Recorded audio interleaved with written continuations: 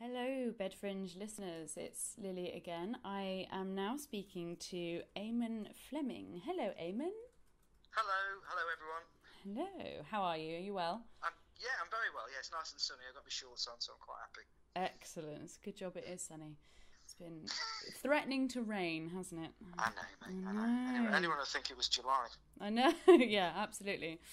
So we've got your show with us on Saturday in the main auditorium at 6:30. It's called That's right. Confabulation.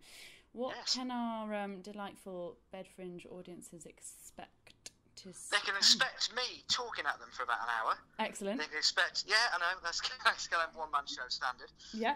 It's a bit of theatre comedy mashup. It's basically the bits that are funny are comedy, and the bits that aren't funny are the theatre bit. I think that's good to clear that up with people. And it's all about memory. It's all about the fact that I have this very vivid memory of a gig I went to as a teenager, and I've since discovered that there's a strong possibility I've totally made it up without even realising it, which amazed me slightly because it feels like a real memory. So that got me really interested in the whole subject matter. You know, and and the actual how our brains work, how our memory works, is so profoundly not how everyone in the world, pretty much, apart from scientists, think it works. That I just thought, this is amazing stuff. People need to know about it, and there's got to be a way of getting out there. As a non-scientist, I have no qualifications. I'm just one of those people who's interested in it. Yeah. And I thought, not only is it really interesting, it could be really funny, and there's loads of ways you can go around that. And so I use stories from my own life to illustrate the sciencey stuff and vice versa and all that. Very exciting. So you've come to Bedfringe a couple of times now, haven't you? I am, mate, yes. As you are local. Yes, I've only just moved away, so I'm still. I think I still technically count as local because I've got my mail redirection still running. Okay, so, okay. Spiritually, I'm still from Bedford, as far as I'm concerned. As soon as that runs out, you're gone. Gone. Oh, mate, I'm gone out from of us. it. Yeah. So how have you found Bedfringe in relation to sort of any other gigs you've done, and how did you sort of come about being part of our team, as it were? What Bedfringe is really cool. Me and my missus moved to Bedford, not really knowing that much about it, about like 7 or 8 years ago. And then suddenly there's this fantastic festival just like there, just down the end of the street, with all these fantastic acts. So as a punter, I've always loved it. And then I was touring a show, and my first one-man show was called When I Was 10 and Could Fly. James offered me a gig just to try it out there, so I did, and that was brilliant. It was also nice because often when you're doing theatre and that, you're touring all the time, so your friends and the people you get to know don't really know what you do. They hear you talk about it a lot. Yeah. So it was really nice to actually perform to a local crowd and get some feedback, so I'm not just a fantasist who doesn't really work in theatre for a living. Maybe.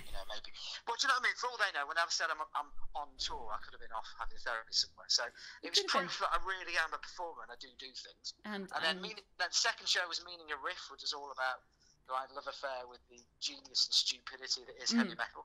And I stand by that statement. It is utterly ridiculous music that I love. So, you're trying to justify that.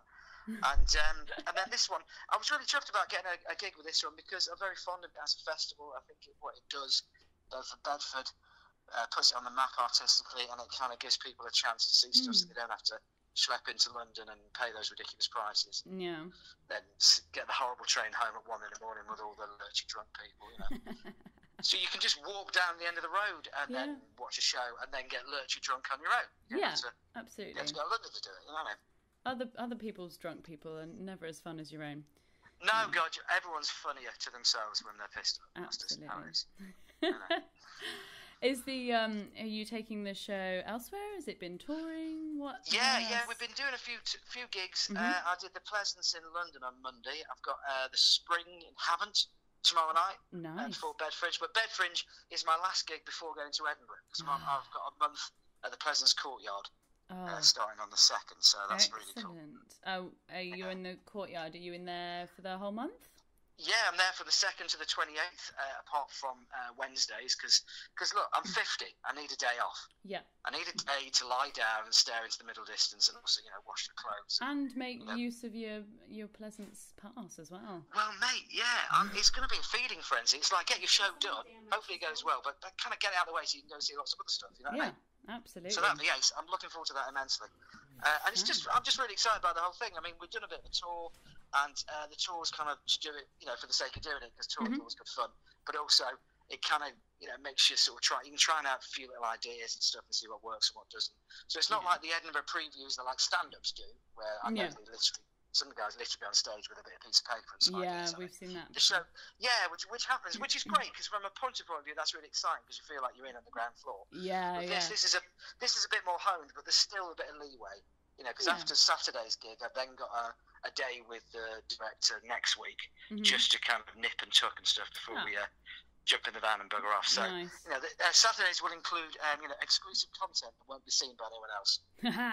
Which is another way of saying it might include some waffle that I'll have to get rid of. But we'll see how that goes. Yeah, but bonus material. I like that. There you go. It's like the DVD extra. That's the one. Yeah.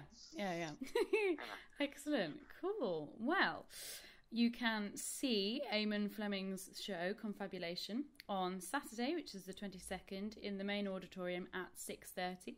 Or failing that, he's in Edinburgh, the Pleasance Courtyard, every day except Wednesdays. 1:40. It's on at 1:40. 1:40. Yes, excellent. Yeah, there we go. There you go. All the details are in there. Fabulous. Brilliant. Thanks very much, Eamonn. All right, cheers, darling. Bye. Thanks a lot. Bye.